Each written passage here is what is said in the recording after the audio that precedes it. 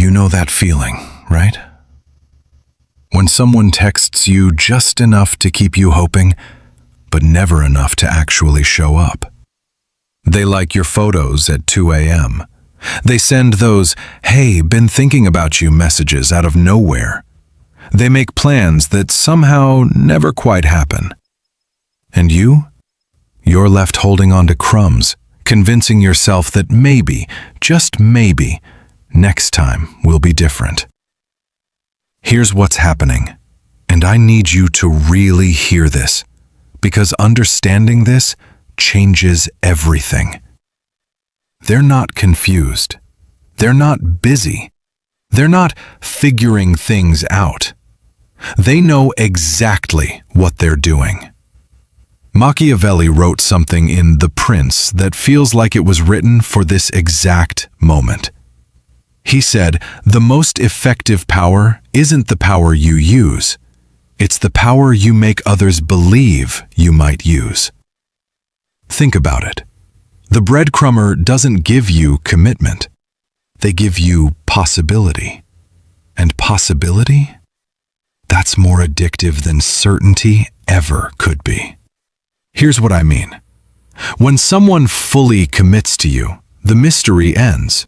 The chase is over. You know where you stand. But when they give you just enough, a late-night text, a vague compliment, "We should totally hang out soon," they keep you in a state Thomas Hobbes would recognize immediately. Uncertainty, fear of loss, hope for gain. Your mind becomes a battlefield between maybe they care and maybe I'm being played. And that's exactly where they want you. Repeat after me. I will not mistake attention for intention. Say it again. I will not mistake attention for intention. Good. Hold on to that. Let me show you the machinery behind this, the psychology that makes it work so well. B.F. Skinner, the psychologist who figured out how to train pigeons to play ping pong, discovered something called intermittent reinforcement. And once you understand this, you'll see it everywhere. Here's how it works. If you reward someone every single time they do something, they get used to it. They get bored. If you never reward them, they give up and walk away. But if you reward them randomly, unpredictably, at intervals they can't predict, they become obsessed. Slot machines run on this principle. Gambling addicts aren't stupid. They're caught in intermittent reinforcement.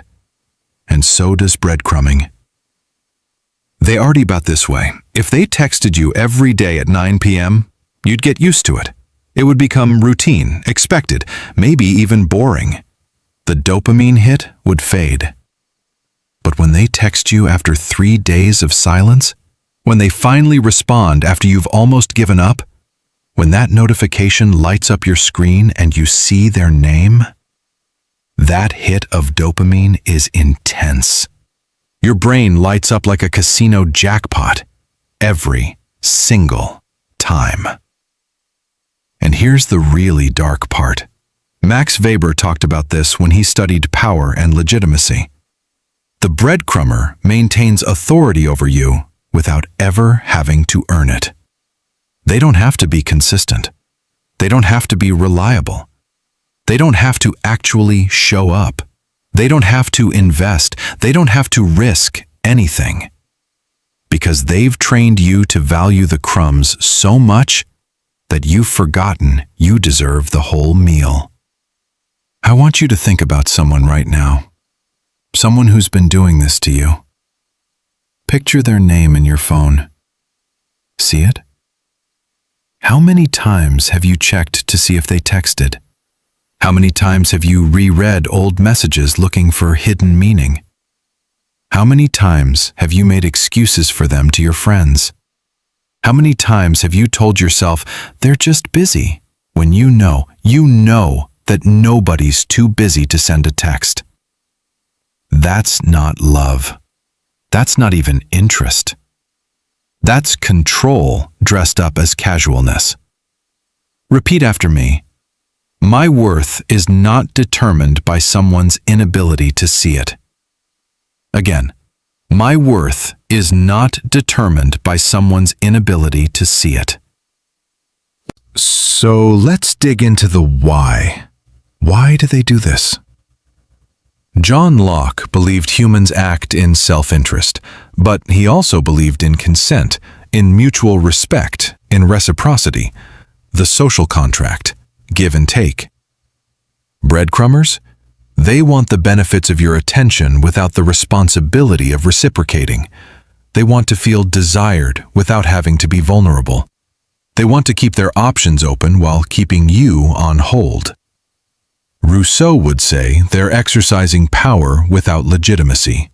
They haven't earned your devotion, but they're collecting it anyway, like taxes without representation. Here's what's really happening beneath the surface. For many breadcrumbers, it's not about you at all.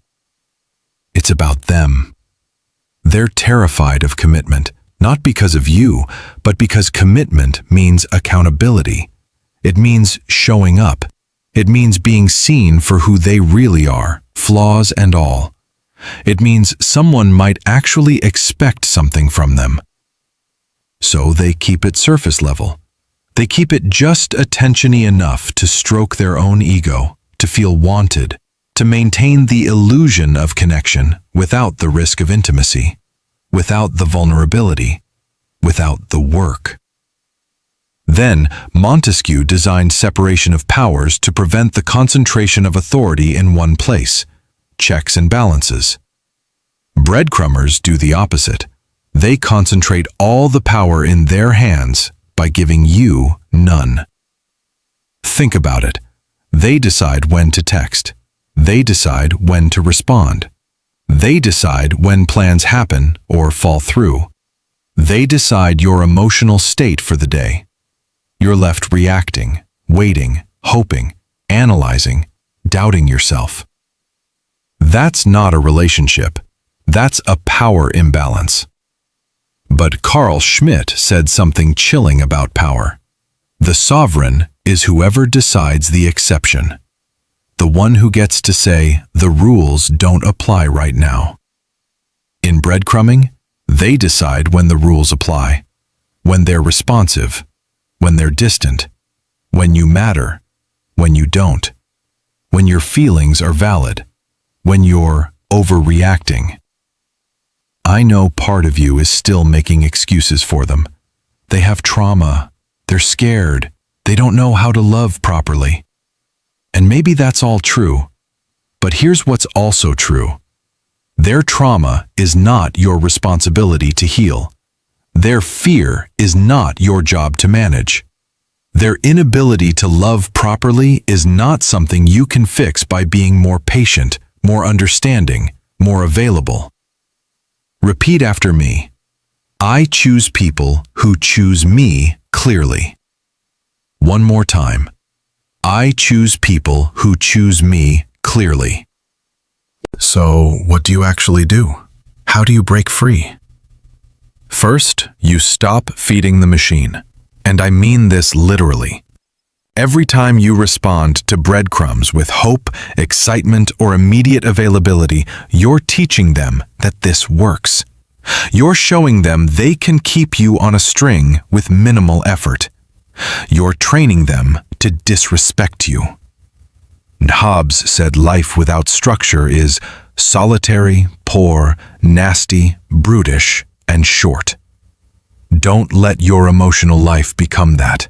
Set standards, build structure, create boundaries. Machiavelli would tell you, it's better to be feared than loved if you cannot be both. In modern terms, it's better to be alone than to be disrespected. It's better to have no relationship than to have one that makes you feel crazy. Here's your new rule, and I need you to write this down or screenshot this moment. Consistency or nothing.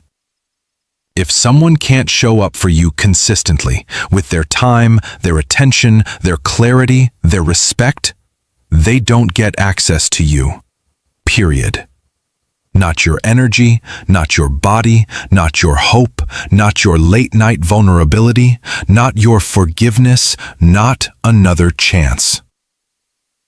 James Madison understood that ambition must be made to counteract ambition. The Federalist Papers were all about this, using human nature against itself to create balance. Your self-respect must counteract their manipulation. Match their energy. No, actually, fall back from it entirely. When they send that random "hey" after a week of silence, wait. Don't jump. Don't respond immediately like you've been sitting by your phone. And honestly, sometimes don't respond at all. You're not playing games. You're protecting yourself. There's a difference. Games are manipulation. Boundaries are protection. I know this is hard. I know you've probably built entire futures in your head with this person based on crumbs. You've imagined the version of them that shows up, the relationship you could have if they just tried. But listen to me. You deserve someone who doesn't make you feel crazy. Someone who doesn't make you question if you're asking for too much when you ask for basic respect. Someone who doesn't require a psychology degree to decode their intentions. Repeat after me. I release what was never mine to hold. Say it. I release what was never mine to hold. Imagine waking up and not checking your phone with anxiety. Not wondering if today's the day they'll disappear again. Not walking on eggshells trying to keep them interested. Not analyzing every word of every text. Imagine someone who texts back within a reasonable time, who makes plans and actually keeps them, who doesn't need you to beg for basic respect, who's proud to be with you, who's consistent. Imagine boring, reliable, consistent, and discovering that it's not boring at all, it's peace, it's safety, it's actually being able to relax. It's love without chaos. The right person won't breadcrumb you. They won't make you guess. They won't leave you wondering where you stand. They'll show up, clearly, consistently, enthusiastically, without you having to beg for it. Without you having to earn it every single day. And until that person arrives, you focus on yourself. You build your life. You invest in your friendships, your goals, your passions, your growth. You become so full, so genuinely content, that crumbs look like the insult they actually are. That you can spot manipulation from a mile away. That you trust yourself enough to walk away the first time someone shows you they're not serious. Repeat after me. Every time I choose myself, I get stronger. Again, every time I choose myself, I get stronger. You are not responsible for their growth. You are not required to endure their patterns. You are not obligated to give chance after chance to someone who keeps wasting them. You are allowed to be done. You are allowed to block them. You are allowed to delete their number. You are allowed to choose peace over potential. You are allowed to want more. You are allowed to have standards. If this hit home, if you felt that recognition in your chest, if you've been nodding along, do me a favor. Share this with someone who needs to hear it. Someone stuck in their own cycle. Someone making excuses for breadcrumbs. Hit that like button so this reaches more people who need it.